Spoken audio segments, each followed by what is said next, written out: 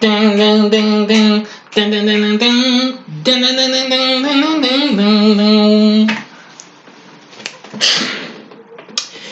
Greetings, my fellow YouTubers, and welcome to Big D's Entertainment Rankings and Reviews.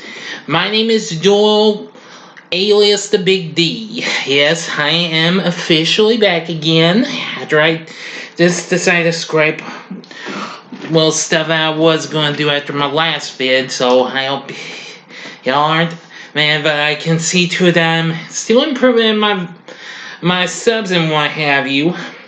But for now, if you guys please don't sue me for doing that little bit of Bad Boys, because this time I'm going to review Bad Boys. Actually, this is going to be a special back-to-back review in order to promote the release of the just now released Bad Boys for Life.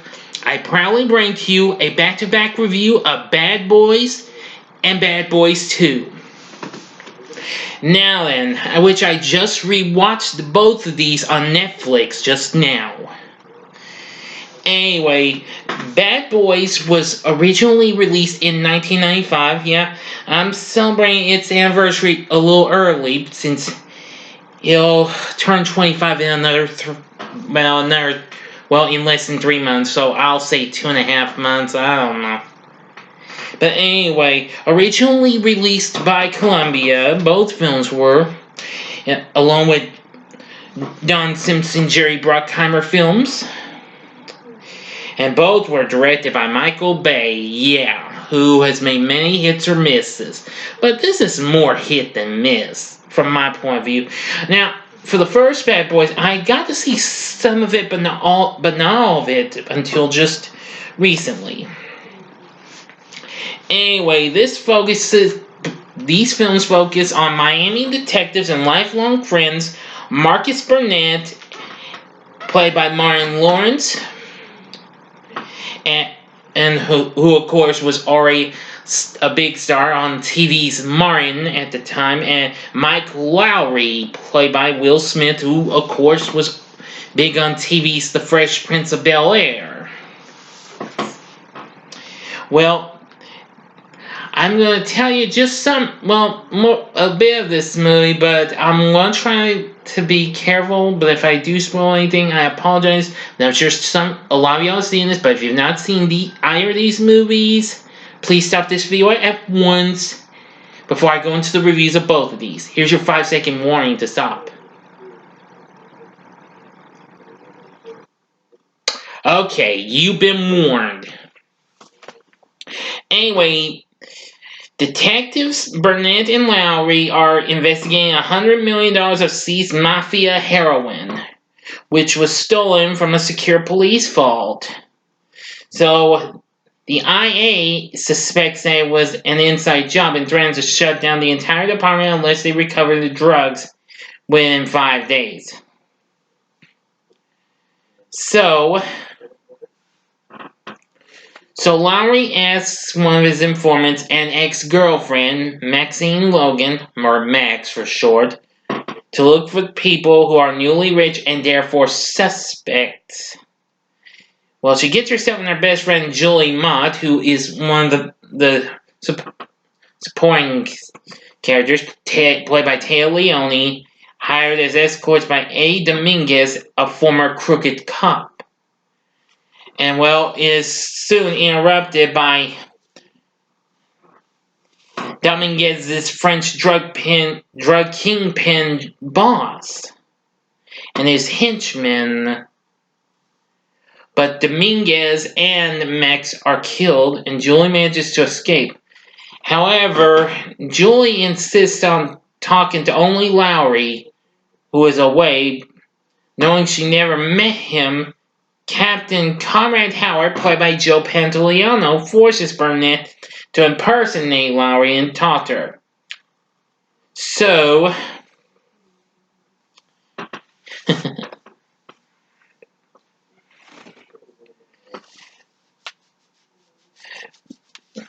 they apparently meet with each other, and not knowing that Burnett's that is actually Lowry, but it really isn't. Well, it really goes through a turn of events. So apparently,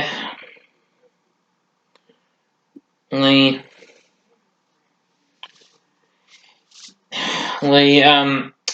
finally get to rendezvous with Lowry. And so Burnett and Lowry have to impersonate each other, and they keep it up in Julie's presence. So they managed to do pretty well, but apparently after so much intense fun and a car chase, the two detectives are in hot water as they are caught in the act on a camera by a news helicopter and later seen by Burnett's family. And they learn about the location of the chemist who was cutting the stolen drugs, courtesy of their old informant, Jojo, played by Michael Imperioli. This was before he played on TV's The Sopranos. But Julie's kidnapped, and so that was look bad. If that wasn't enough, Internal Affairs IA shuts down Lowry and Burnett's department. Despite being reassigned, Howard delays the order, giving them more time to solve the case. So they do that and learn that the police secretary is a former girlfriend of Dominguez. So, with the help of two other Miami detectives, they head to the executive airport, and boy, a fierce shootout really occurs, and it was fun. Boy, that was probably one of the best moments in Bad Boys. But the car chase was real good, and apparently they finally take out the leader, Fouchette. But I will not tell you how that goes. That's the only thing I'm not going to spoil much on the ending. So you're going to have to see the movie if you've not seen it. So I'm not really going to tell you how that goes. But I will tell you that this movie is absolute fun. Would I recommend Bad Boys? Hell yeah! This is a good macho flick. I love the performances given by Will Smith, Martin Lawrence, Téa Leoni, Joe Pantoliano, etc., etc., etc. It does have a lot of humor and what have you, which is known for lots of stuff in the action-packed movies of Michael Bay's, I know. But anyway, this, I'm going to say, is more hit than miss. So I would highly recommend it. It got some pretty decent response. So anyway, Bad Boys, you should definitely look into.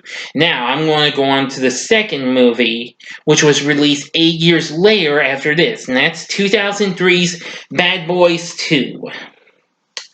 Now, this time, detectives Burnett and Lowry are investigating the flow of illegal drugs going into Miami. Now, once again, Michael Bay directs, and Jerry Bruckheimer produces. So, the film did well worldwide, despite the film got heavily dissed by critics and what have you. But nonetheless, I think this was still pretty good. Now, of course, Martin Lawrence and Will Smith are back. So is Joe Pantoliano. And also we have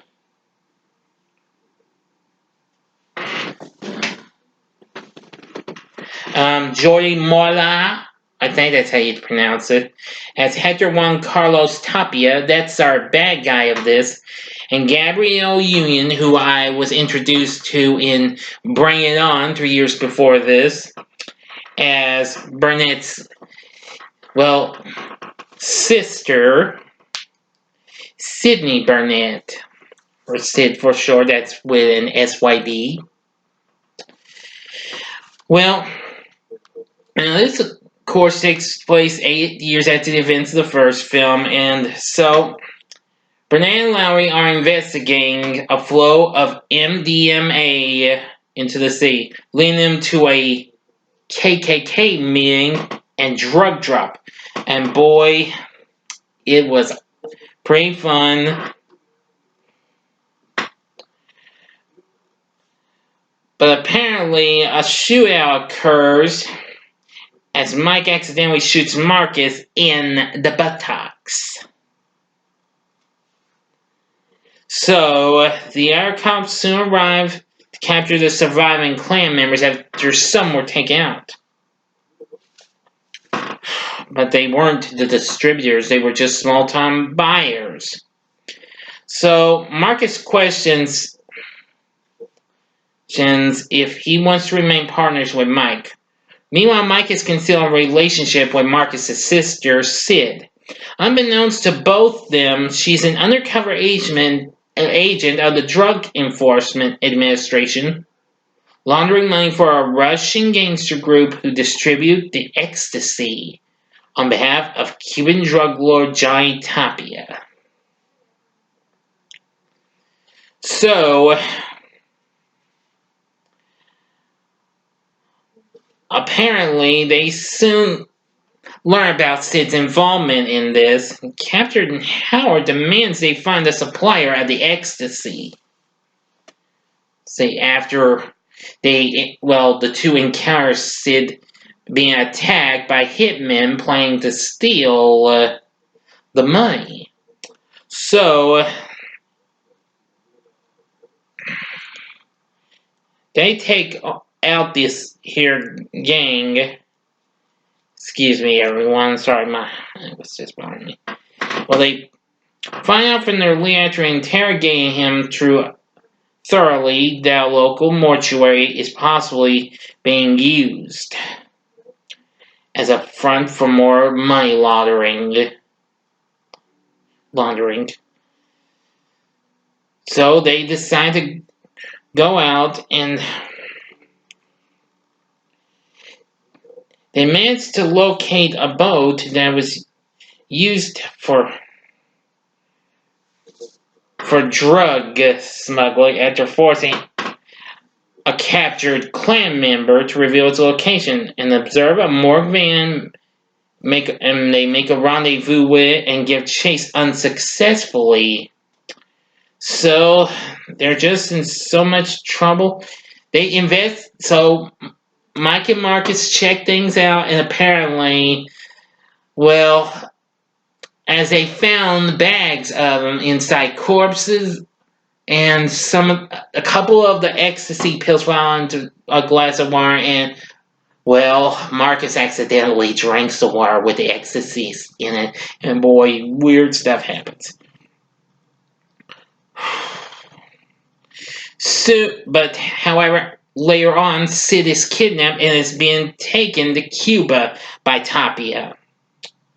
So, with the help of many others, they managed to track Tapia down, and a group of others really take on our two main dudes and others in an epic showdown. Now, that is probably one of the few things that saves this movie. This movie isn't completely bad. I think critics were just too harsh on it, but I think Bad Boys 2 is good and all. It does its best to come closest to as good as the first one and what have you, but the rest I'm not really going to tell you. But I will give one last bit of the ending, but not in a completely spoiler way, because they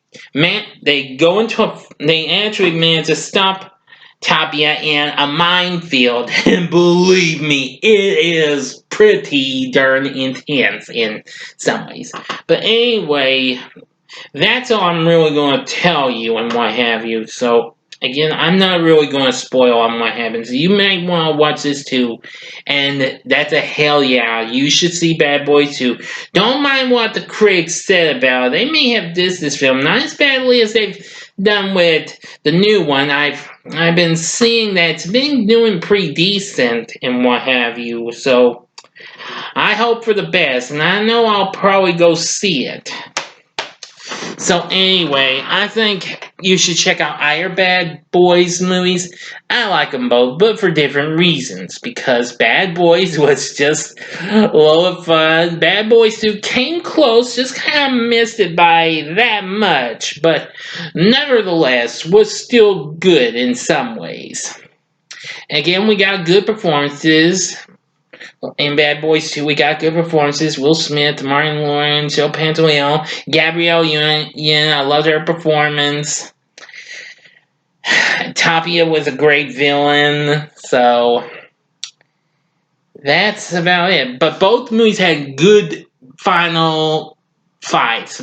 Epic action-packed fight sequences. That was so freaking sweet. That's one of the things I liked about the Bad Boys movies. Now, I'm hoping for the best when I see Bad Boys for Life. So, which I'll be reviewing this weekend. Probably won't do it tomorrow because I am going to be busy with something else. So anyway, that's going to do it for Bad Boys and Bad Boys 2 in this back-to-back review. Please tell me what you thought about these movies. Do you like Bad Boys, or do you like Bad Boys 2, or do you like them both? Please tell me in the comment section. Like and subscribe to my channel and be a part of the Big D Nation. And I want to thank you all again for watching. And I will review Bad Boys for Life this weekend. Probably not tomorrow. I might be saving it for Sunday, because I've got something very special lined up for tomorrow. So thank you again for watching. Now, if you liked what you saw, you can check out, well, one previous fit thing. It's the last video I did. It was earlier this week. It was my ranking of 90s superhero flicks. You can click on that in the upper left-hand corner, or go to the bottom right-hand corner and click on the button to subscribe to my channel and check out more cool reviews and rankings with moi, the Big D. Thank you again for watching. Until next time, I'm the Big D saying, see ya!